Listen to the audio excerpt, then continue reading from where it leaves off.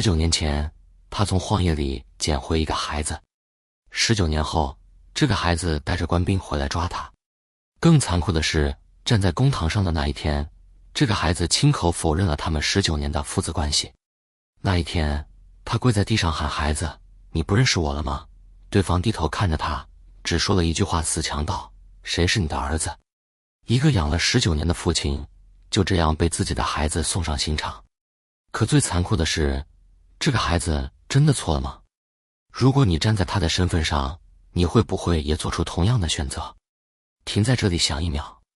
400年前，冯梦龙把这个故事写进《警世通言》。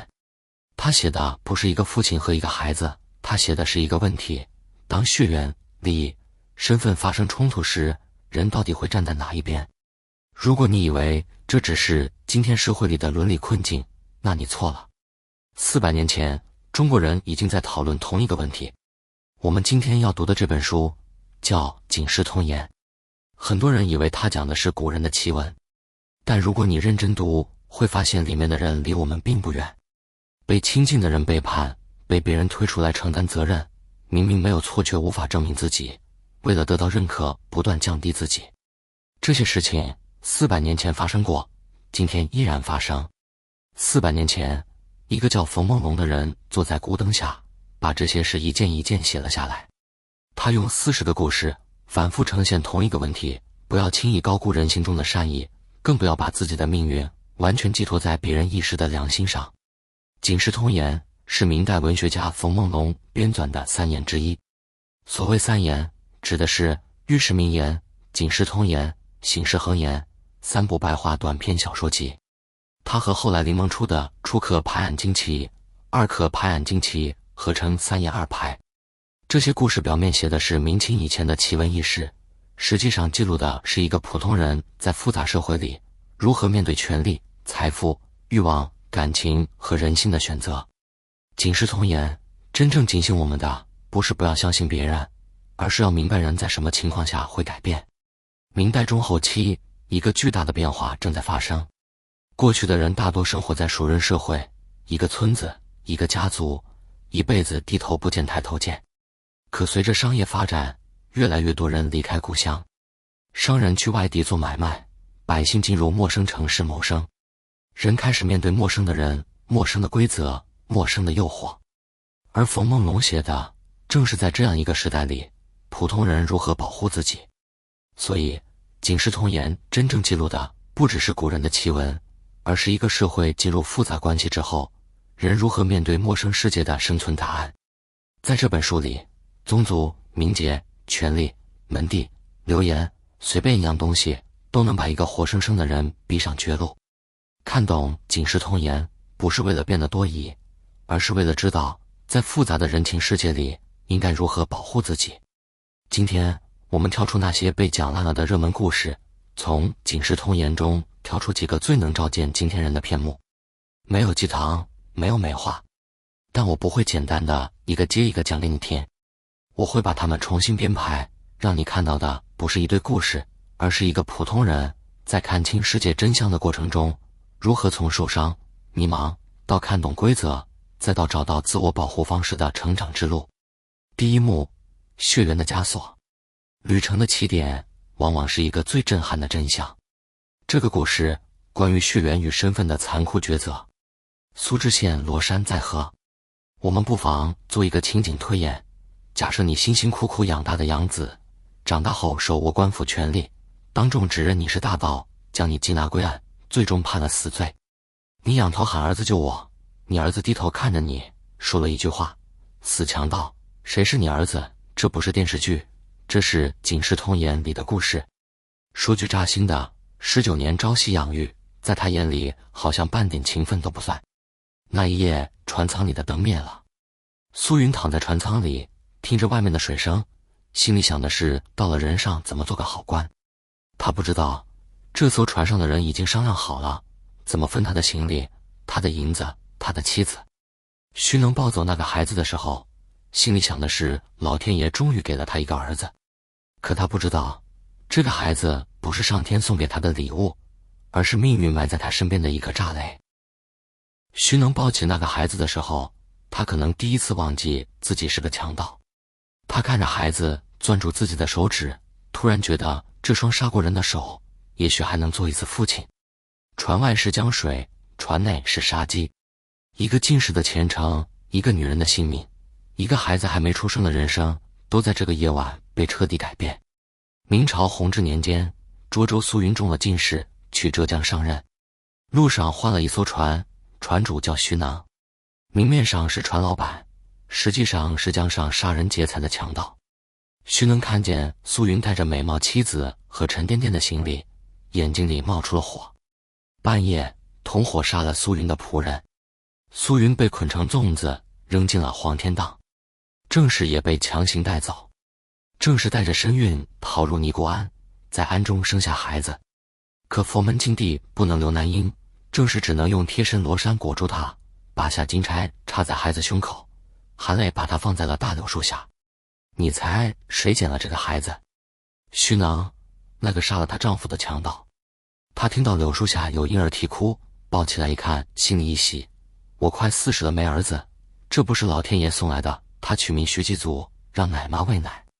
那一刻，徐能可能真的相信这是上天给他的补偿。他杀过人，抢过钱，他知道自己这双手不干净。可当那个婴儿抓住他手指的时候，他第一次觉得自己也可以拥有一个普通人的生活。他甚至可能幻想，等孩子长大以后会叫自己一声父亲。可他不知道，这个孩子未来最大的作用不是给他养老，而是亲手送他走向死亡。19年后，徐继祖中了进士，做了监察御史。他遇到一个白发苍苍的老婆婆，那是他亲奶奶。老婆婆送了他一件罗衫，说是给儿子做的，灯没烧了个孔，没来得及给他穿。他又遇到一个告状的道姑，那是他亲娘郑氏，状告的正是当年黄天荡的强盗徐能。徐继祖找来奶妈，一顿板子下去，19年前的旧事全招了。冯梦龙只写了4个字，心中了然。其实真正残酷的地方，不是徐继祖杀了徐能，而是如果站在那个时代的规则里，徐继祖若放过徐能，可能同样会被认为违背天理人伦。因为在那个年代，他首先是一个官员，是一个维护血亲正义的人。所以19年的养育之恩输给了一条更大的规则，不是徐继祖没有感情，而是他的感情在时代面前没有位置。也许19年的养育，他不是没有感情，只是那个时代告诉他，有些时候一个人的感情要让位给自己的身份。那一刻，他面对的不是一个父亲，而是2个世界。一个世界告诉他，这个人养了他19年；另一个世界告诉他，这个人杀了你的亲生父亲。对于一个刚刚掌握权力的人来说，最容易选择的往往不是感情，而是那个能证明自己正确的答案。最可怕的是，徐继祖不是恶人。如果他杀徐囊是因为冷血，我们还能骂他。可问题是，他做了一件当时所有人都认为正确的事情。我认为，一个时代最大的悲剧，不是坏人做坏事，而是普通人在规则推动下做出了伤害别人的选择。在那个时代，一个问题摆在徐继祖面前，养他19年的人和杀他父亲的人，哪个身份更重要？第二天，他摆酒请徐囊那帮老兄弟喝酒，摔杯为号，捕快冲进来，把7个人全绑了。徐能跪在地上，仰头叫：“继祖孩儿，救我这个！”徐继祖站在公堂上，低头看着这个养了他19年的父亲，看着他白发，看着他皱纹，看着他眼睛里最后一点祈求的光，然后张开嘴说了一句话：“死强盗，谁是你的孩儿？”冯梦龙在写什么？他写的是宗族血缘对人的绑架。当亲爹和养父对立时，血缘可以让你毫无心理负担地把养了你19年的人送上刑场。在那个时代，血缘就是最高法，养育之恩在血缘面前不作数。徐继祖最后阖家团圆，子孙满堂，血缘赢了。他不是天生冷血。在明代宗法体系里，血亲命案是天大的律法事，养育之恩再重，也抵不过宗族规则的碾压。他不过是这套规则的执行者，也是牺牲品。徐能不是一个值得原谅的人，他杀人、夺妻、抢劫，这些罪行无法被19年的养育抵消。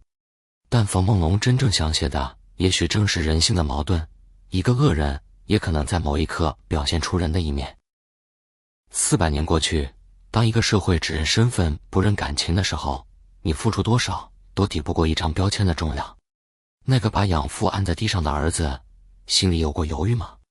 冯梦龙告诉你，没有，1秒都没有。这件事放到今天，有点像什么？有的人10几年兢兢业业付出，却仅仅因为出身、原生家庭、一份档案标签就被全盘否定。很多时候，人不是输给能力，而是输给别人手里的那个定义权。可如果连养育19年的亲情都抵不过一张血缘证明，那么一个普通人还能把希望寄托在哪里？如果别人不给你身份，不给你认可，你还能不能证明自己的价值？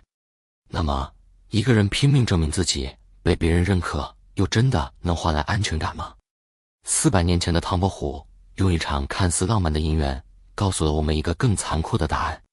第2幕，认可的陷阱。带着这个疑问，我们进入第2层思考：当血缘的纽带不可靠，那来自他人的认可是否能成为我们的安身之所？唐介元一笑姻缘，或许能告诉我们答案。唐伯虎才名满天下，偶遇华太师府丫鬟秋香，秋香无意中对他一笑，他便隐姓埋名，改名华安，卖身进华府做低等书童。他不是不知道自己是谁，他太知道自己是谁。正因为知道自己才华无双，所以他相信自己可以掌控这场游戏。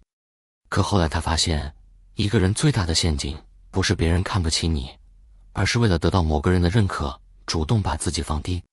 很多人进入一个圈子以后，会慢慢学会一件事，先证明自己值得被喜欢，再忘了自己本来是谁。有一个程序员，入职时公司只有5个人，他陪着公司从初创阶段一路发展到快速扩张阶段，凌晨3点也被叫起来处理技术故障，他从来没有说过一个不字。公司上市那天，他发了条朋友圈，就4个字，终于成了，然后他被裁了。离职面谈里，公司负责人跟他说，你很优秀，但我们需要的不是6年前的你了。他问，我做错了什么？公司负责人没有回答。不是因为冷血，而是因为有时候一个人离开，不是他做错了什么，而是他刚好变成了最方便被解决的那个人。华府众人只当他是落魄穷书生，随意去世。2位公子愚钝，家中大小文书，做事应酬，全靠这个书童代笔。华太师十分器重他，打算从丫鬟中挑一个许配给他。唐伯虎暗中周旋设计，让华府把秋香许配给自己。成婚当夜，他亮明身份，华府上下全员大惊。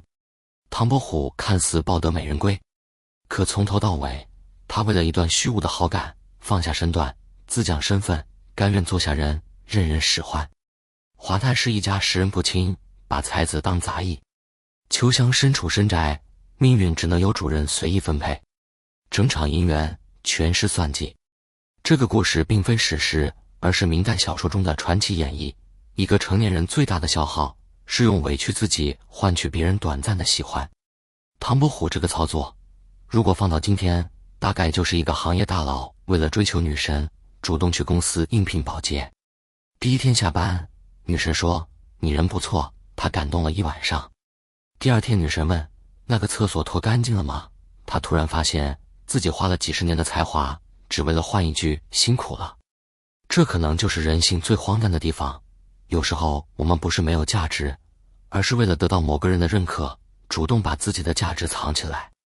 这像极了当代职场里为讨好上级放低姿态，为融入圈子伪装自己的状态，为一时好感舍弃自身风骨，看似浪漫，实则是自我消耗。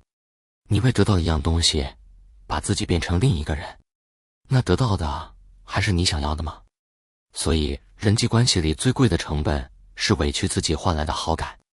当我们发现连自我放低换来的认可也虚无缥缈时，一个更冰冷的现实浮现出来。在复杂的社会里，你可能什么都没做错，却随时可能成为那个被解决的问题。唐伯虎至少还能选择离开，但有些人连离开的资格都没有。他没有犯错，却成为别人活下去的代价。第3幕上，梯子羊陷阱。你有没有遇到过这样一种人？他能力不差，甚至曾经是团队里最能打的人。项目失败的时候，是他顶在最前面。业绩起来的时候，大家都说他的功劳。可就在他最接近回报的时候，公司突然通知他，经过评估，你已经不适合现在的岗位，离职手续摆到桌上的那一天，他问了一句话：我到底做错了什么？对方没有回答。因为有时候，一个人离开的原因，并不是因为他做错了什么，而是因为在某个时刻，他刚好变成了别人眼里最方便解决的问题。他后来才明白，这个世界最残酷的地方，不是谁犯错谁承担后果，而是谁没有力量，谁更容易承担后果。400多年前，明代冯梦龙把这个宋代发生的故事收进了《警世通言》。陈可常端阳县话，温州人，24岁，3次科举不中，看破考场污浊，投了灵隐4座行者。他文采好，写词作诗样样精通，被宋高宗皇后的亲属吴七郡王赏识，梯度做了郡王府的门僧。一个穷秀才攀上皇亲国戚，放在普通人眼里是天大的好事，可这好事要了他的命。一个没有靠山的人，最大的危险不是犯错，而是别人需要一个犯错的人。陈可常其实不是最危险的人，最危险的是他看起来太安全。他没有背景，没有靠山，没有人替他说话。一个真正有权势的人犯错，需要有人承担代价，而一个没有关系的人，就是最完美的答案。郡王府歌姬星河跟府里管事私通，怀了孕，怕王爷追责，随口诬陷，把私情推到与世无争的和尚陈可常身上。一句空口诬告，没有物证，没有人证，就一句话。郡王勃然大怒，下令抓捕陈可常。一顿毒棒打得皮开肉绽，被迫屈打成招。革去僧籍，发配苦役。棍子落下来的时候，陈可常可能还在想，自己只是一个和尚，为什么证明自己没有做过的事情比承认自己做过还难？他可能想过解释，可他很快发现，一个没有身份的人，最大的悲哀不是别人误解你，而是当所有人都默认你有罪的时候，你连解释都像是在狡辩。星河后来良心发现，去郡王府喊冤。郡王查实了，把真正的管事办了，把可常召回，但可常已经死了。端午那天，他写了一首辞世颂，圆寂了。我认为最痛苦的不是陈可常挨打，而是他发现这个世界根本没有人在乎真相。项目失败的会议室里，老板问这个事情谁负责，所有人沉默3秒。然后一个刚入职半年的人名字被写在了会议纪要上。这种事情放到今天的公司群里，大家应该很熟悉。项目成功的时候，感谢大家共同努力；项目失败的时候，我们需要找到负责人。那一刻，大家突然消失了，只剩下一个名字。陈可常就是那个被冯梦龙写进书里，又被拉进会议室的人。会议上，大家都说公平，但真正需要有人负责的时候，公平往往第一个离开会议室。现实里有一种奇怪的规则，权力越大的人犯错以后，越需要解释，而越没有权力的人犯错以后，只需要被定义。因为领导需要一个答案，而新人刚好没有答案。更让一个成年人绝望的，不是失败，而是40岁以后突然发现，自己在任何关系里都没有不可替代的位置。不仅是职场，一个家庭出现问题，最容易被要求懂事的，往往不是最强的那个人，而是最没有反抗能力的那个人。冯梦龙把故事包装成因果轮回，可剥掉那层宗教外壳，剩下的是一个老实人，没做错任何事，就因为权势者需要一个替罪羊，他被活活打死了。陈可常唯一做错的事，是他太有才了，被郡王赏识了。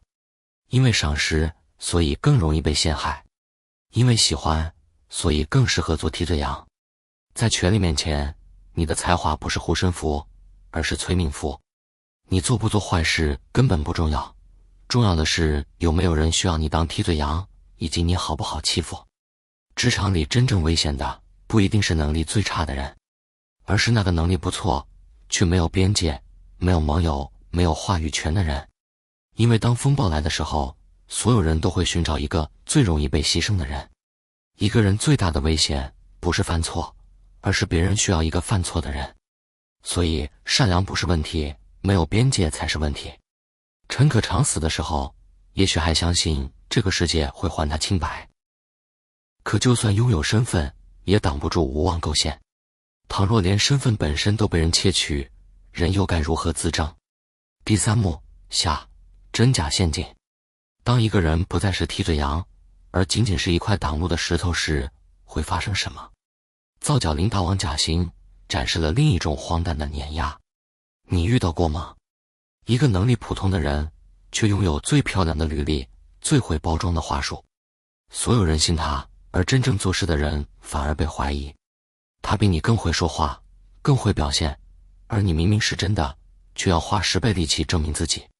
我觉得这个世界最奇怪的地方之一，就是真正做事的人需要证明自己做过，而会包装的人只需要证明自己看起来像。这个故事放到今天，有时候连滤镜都不用换。简历写着10年创业经验，翻开公司记录，创业10年，失败9年半，但别人还是相信他，因为包装永远跑在真相前面。这不是你今天才遇到的事，冯梦龙笔下就写过了。北宋宣和年间，照例去广州新会县当知县，3年任满回京，路过驿站住了1晚。第2天醒来，30多个随从、行李、衣服、公文全没了。他光着身子跑回东京。对门查房的婆婆说，官人错了，对门赵知县已经回来2个月了。照理说那是假的，我是真的。2个赵知县站在一起，一模一样的脸，一模一样的衣服，连他娘都认不出来。开封府大营也分不清。假的赵知县有文凭，有官职，有家产，比真的还像真的。真的照例一无所有，他说自己是知县，谁信？最后真的被发配，假的继续当官。冯梦龙结尾写了首诗，事情以假不疑真，信假亦真害正人。你以为讲的是妖怪，他讲的是假的比真的更像真的荒诞世道。当假货做的比真货还像的时候，真货反而是那个被发配的人。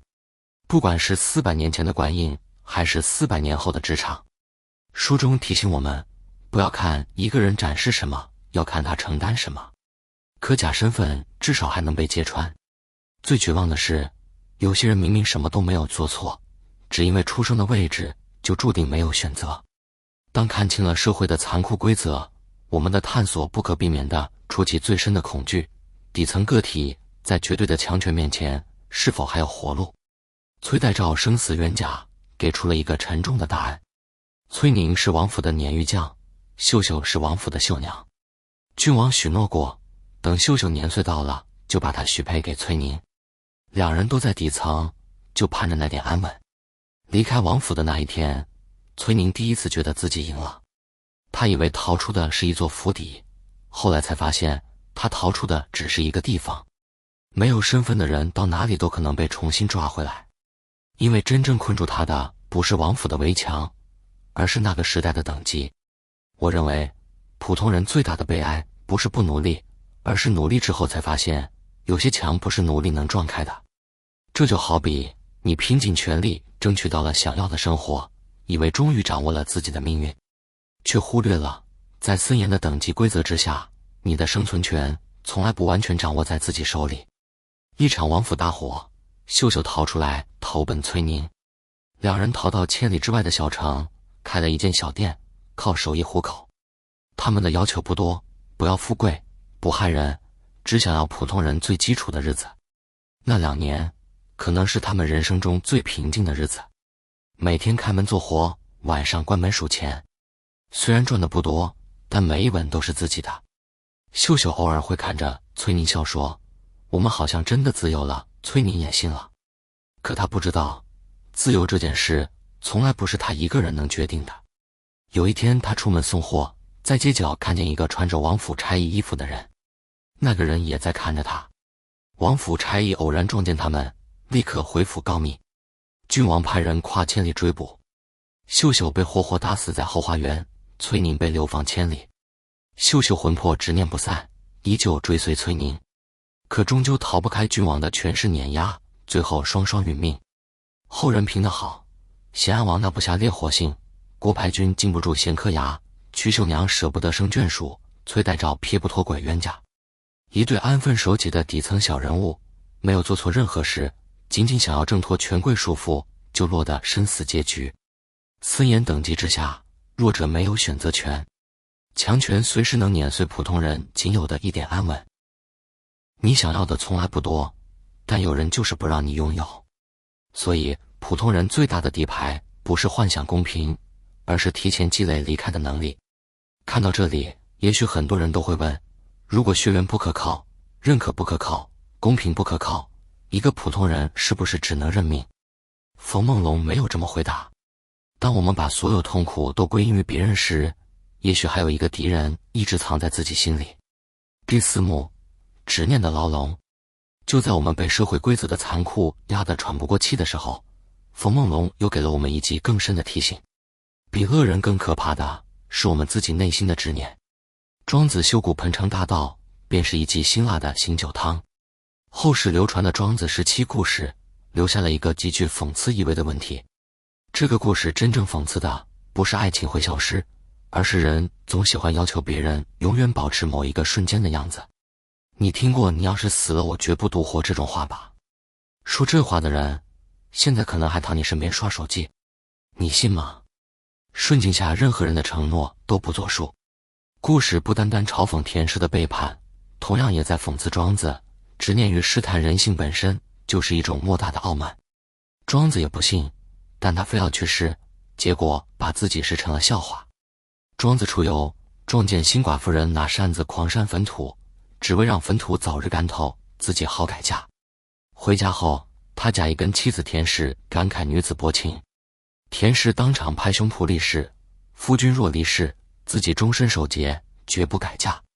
庄子装病身亡，又化身楚王孙前来吊唁。短短数十日，田氏就主动提出改嫁。最荒诞的反转来了，楚王孙心口剧痛，说只有活人脑髓能治。田氏拿起斧头劈开棺材，打算取亡夫脑髓救新欢。就在举斧瞬间，庄子推开棺材盖坐了起来。所有誓言瞬间成了笑话。顺境里，所有人都能说尽忠贞誓言，一旦出现更好的诱惑，往日恩爱瞬间清零。过度执着于他人承诺，最终只会自取其辱。庄子的这个实验，如果放到今天，可能会被网友评价：哥们，你不是想知道人性，你只是想给自己找一个伤心的理由。毕竟很多人嘴上说我只是想看清一个人，实际上是我希望对方按照我想象中的剧本演。但细想一下，这个故事真是纯粹笑田氏吗？不，我认为庄子用一场蓄谋已久的骗局去试探人性，然后站在道德高地上审判对方，这何尝不是另一种傲慢？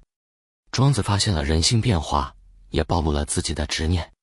人性经不起试探，主动去试探的那个人往往更可悲。所以真正困住一个人的不一定是外界的压迫，也可能是自己内心对完美的执念。可如果我们不能相信别人，也不能相信承诺，难道人活着只能越来越冷漠吗？冯梦龙又给出了另一个答案。在利益计算的世界里，依然有人愿意做一件看似愚蠢的事情，拿自己的命去救另一个人。第5幕，黑暗中的微光。目睹了太多人性的黑暗与权力的无情，我们几乎要坠入绝望的深渊。但冯梦龙没有把路完全堵死，他明白，如果一个人只看见黑暗，是活不下去的。他写了一束光，告诉你在这片泥沼里，还有人不计代价地选择相信。乐小社拼生觅偶，就是那个关于不计代价的故事。杭州乐和小时候在学堂跟隔壁喜江世家的女儿顺娘一起读书，两人从小被人开玩笑，喜乐和顺何是天缘一对，乐和当真了。可乐和家穷，喜家是富户。乐和父亲说门当户对是铁律，乐和拗不过，在家里供了个牌位，写上亲戚喜顺娘身位，每天对着牌位吃饭，睡觉前叫3声。这举动在今天看来又好笑又心酸，他把喜欢姑娘的名字写牌位上，当祖宗一样供着。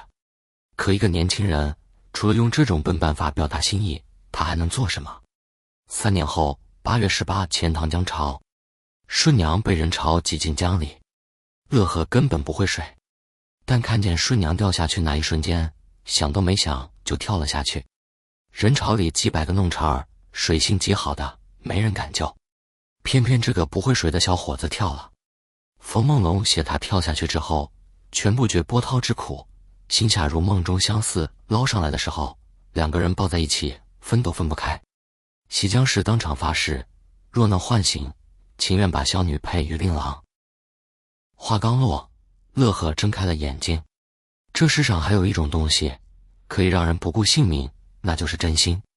在所有人算计来算计去的世道里，乐呵那个不会水却敢跳的瞬间，是整本书里最干净的画面。可也正因为太干净了，反而让人心疼。为什么只有到了生死关头，人才敢拿出真心？平常日子里，真心总被门第、钱财、名声裹得严严实实。如果这个故事发生在今天，乐呵大概率会被朋友劝：兄弟，别冲动，他值得吗？然后朋友转身打开手机，看完10几个爱情短视频，继续感叹：这个世界没有真爱。可真正的问题是，不是没有真爱，而是真心越来越贵。但冯梦龙没有只是写一个痴情男人，他写的是一个问题：当所有关系都开始计算利益时，一个不计算后果的人到底有多珍贵？这份纯粹固然动人，但在门第差距面前注定寸步难行。冯梦龙写暖意的同时，也写尽了现实的无奈。所以，不要因为见过黑暗就否定光的存在，但也别因为渴望光就忽略黑暗从来不会主动消失。但真心能不能保护一个人？现实告诉我们，光有善良还不够，因为这个世界除了需要好人，也需要有能力保护自己的好人。真心可以让人勇敢，但真心不能替你抵挡所有恶意。那么，一个人在失去一切之后，最后还能靠什么翻盘？第6幕，绝境翻盘。如果说乐呵的痴情是一束光，庄子时期是一记警钟，那么真正让人在看清所有黑暗后依然能站稳脚跟的，是一种更深沉的力量。答案就藏在最后一个女人身上。万秀娘仇报山亭儿。襄阳府万秀娘丈夫死了，带着数万贯嫁妆回家，路上被3个人劫了。苗忠杀了他哥哥和仆人，劫了钱财，凌辱了他，把他当压寨夫人养在庄上。后来苗忠把他卖给了另一个庄主。秀娘哭了，但没寻死，她在等一个机会。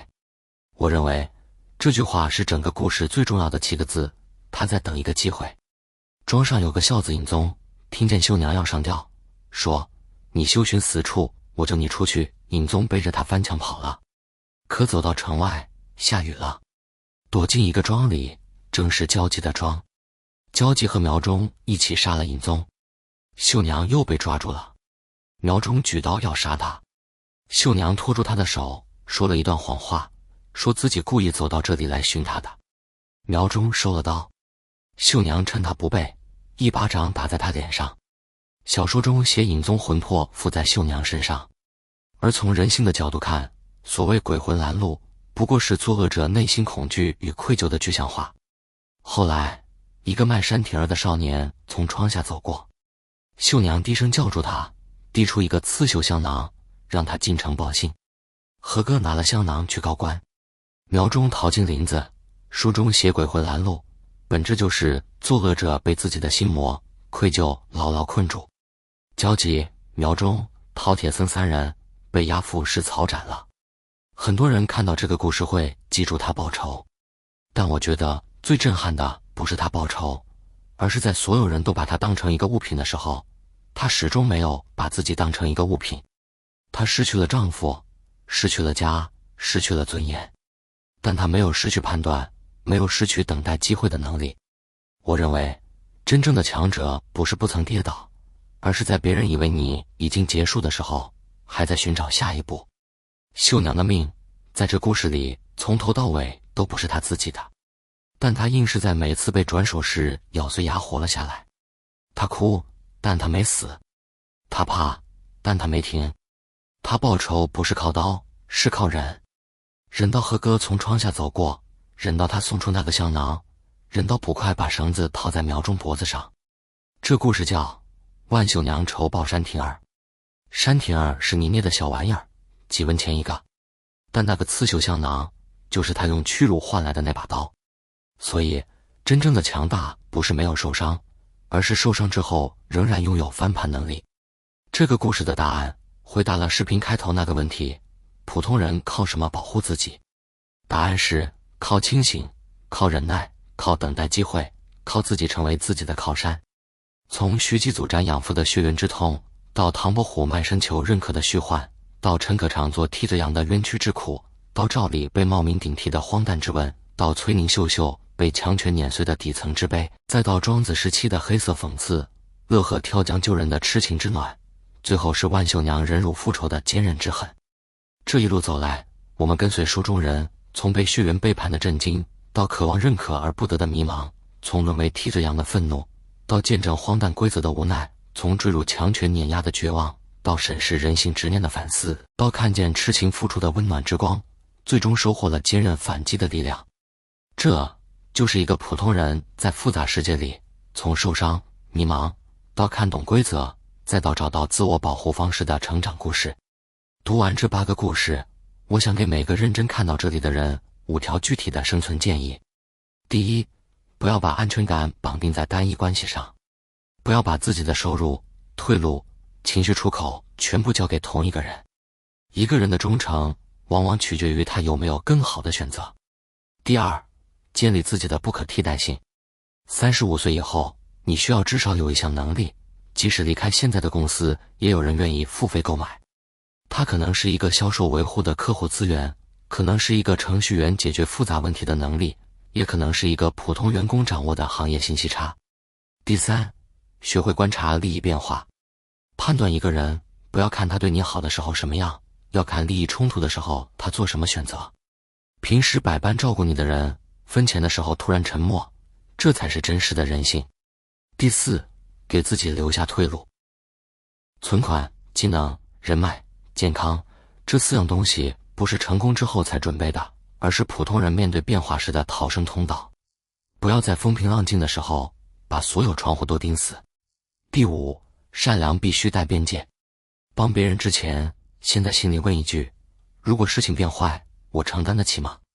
如果承担不起，你有权利说不。善良不是问题，没有边界的善良才是。一个普通人在一个不公平的世界里，如何避免成为牺牲品？这就是《警世通言》40个故事共同回答的问题。人性不会因为时代改变，只会因为利益改变。冯梦龙在孤灯下写完这些，起名《警世通言》，就是要告诉你，这世上最可怕的从来不是明刀明枪，而是看不见的宗族、门第、偏见和流言。他们能让你一夜之间失去身份，失去清白，失去性命。警世通言不是叫我们不相信人，而是提醒我们，相信之前要先看清，付出之前要先保护自己，善良之前要先拥有选择能力，在看清人性之后，依然选择清醒地活着。400年前的人面对的是宗族、权力和门第，今天的人面对的是关系、规则和利益。世界变了，但人改变自己的方式没有变。400年前，冯梦龙写的是一个陌生社会里的生存法则。400年后，我们面对的依然是同一个问题：当世界复杂起来，一个普通人到底靠什么保护自己？今天我们用8个故事撕开血缘、认可、权力、虚伪、执念这些困住普通人的枷锁。如果你也喜欢这种从古籍里寻找现代人生答案的内容，欢迎关注清醒破局。警世通言写了400年前的人，也写着今天的我们。你觉得这8个故事里，哪个最像今天的现实？欢迎留言。我想看看不同的人读同一本书，会看到怎样的人性答案。我们下一期继续从3言2拍中寻找那些几百年前写给今天人的生存智慧。